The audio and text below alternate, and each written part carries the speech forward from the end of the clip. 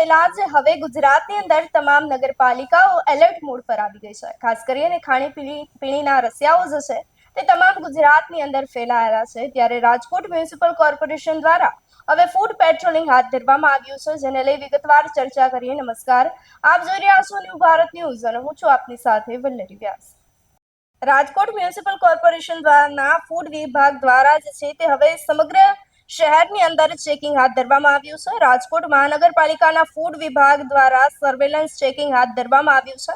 ખાસ કરીને તહેવારો દરમિયાન જે છે તે તહેવારોને અનુલક્ષી અને સ્પેશિયલ ડ્રાઈવ મહાનગરપાલિકા દ્વારા આયોજિત કરવામાં આવી છે। ખાસ કરીને ખજૂર ધાણી વહેંચતી પેઢીઓની ચકાસણી હાલ હાથ ધરવામાં આવી રહી છે। આ તમામ પેઢીઓ પર ચાંપતી નજર રાખવામાં આવી રહી છે। મહાનગરપાલિકા દ્વારા જે છે તે સદર બજારની પેઢીઓમાંથી ફૂડ સેફ્ટી સ્ટાન્ડર્ડ એક્ટ 2026 હેઠળ જુદા જુદા 20 નમૂના એકત્રિત કરી અને તેની તપાસ હાથ ધરવામાં આવી છે। ખાસ કરીને દાળિયા ધાણી ખજૂર હારડાના 20 જગ્યાએ નમૂના લેવામાં આવ્યા છે, જેની તપાસ હાથ ધરવામાં આવશે।